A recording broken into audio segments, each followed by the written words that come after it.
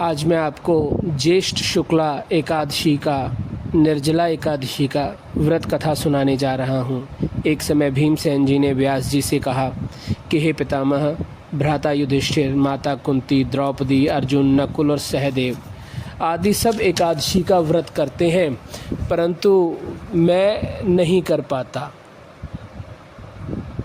मैं दान दे सकता हूँ, भगवान की पूजा कर सकता हूँ, लेकिन भोजन के बिना नहीं रह सकता। इस पर व्यास जी कहने लगे कि हे भीमसेन, यदि तुम नरक को बुरा और स्वर्ग को अच्छा समझते हो तो प्रति मास की दोनों एकादशियों को अन्न मत खाया करो। भीम कहने लगे कि हे पितामह, मैं तो पहले भी कह चुका हूँ कि मैं भूख सहन नहीं कर सकता हूँ।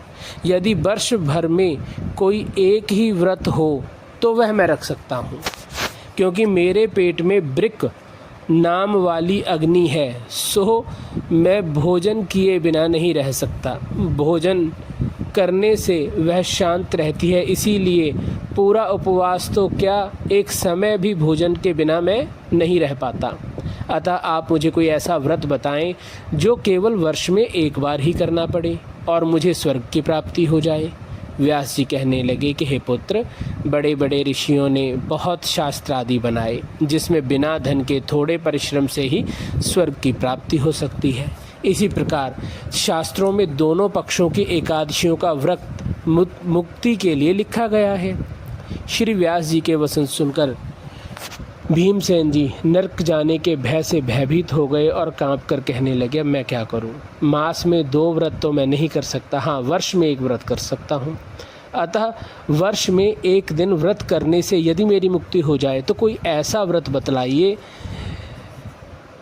जिसे सुनकर व्यास जी कहने लगे कि वृक्ष और मिथुन की संक्रांतियों के बीच में ज्येष्ठ के शुक्ल पक्ष की एकादशी आती है। उस एकादशी का नाम है निर्जला।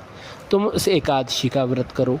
इस एकादशी के व्रत के प्रभाव से तुम मुक्त हो जाओगे। लेकिन इस एकादशी के व्रत में स्नान और आचमन के सिवा जल वर्जित है, यानी आप नहा सकते हैं, आचमन कर सकते हैं, लेकिन जल नहीं पी सकते। आचमन में भी 6 मासे से अधिक जल नहीं होना चाहिए, अन्यथा वह मद्यपान के सदृश हो जाता है। इस दिन भोजन नहीं करना चाहिए, क्योंकि भोजन करने से व्रत नष्ट हो जाता है। यदि एकादशी को सूर्य उदय से लेकर द्वादशी के सूर्य उदय तक जल ग्रहण ना करे तो उसे सारी एकादशियों का फल प्राप्ति हो जाता है। द्वादशी को सूर्योदय के समय उठकर स्नान आदि करके ब्राह्मण को दान आदि देना चाहिए। इसके पश्चात भूखे और सत्पात्र ब्राह्मण को भोजन कराकर फिर स्वयं भोजन कर लेना चाहिए। इसका फल 1 वर्ष की संपूर्ण एकादशियों के फल के बराबर होता है।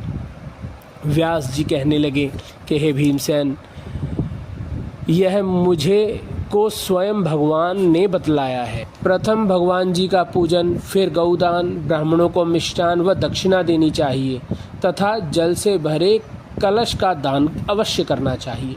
निर्जला के दिन अन्न, वस्त्र, जूते आदि का दान भी करना चाहिए। जो मनुष्य भक्ति पूर्वक इस व्रत को करते हैं, इस कथा को पढ़ते हैं अथवा सुनते हैं, वह निश्चय ही स्वर्ग को प्राप्त होते हैं। बोलिए श्री कृष्ण भगवान की जय।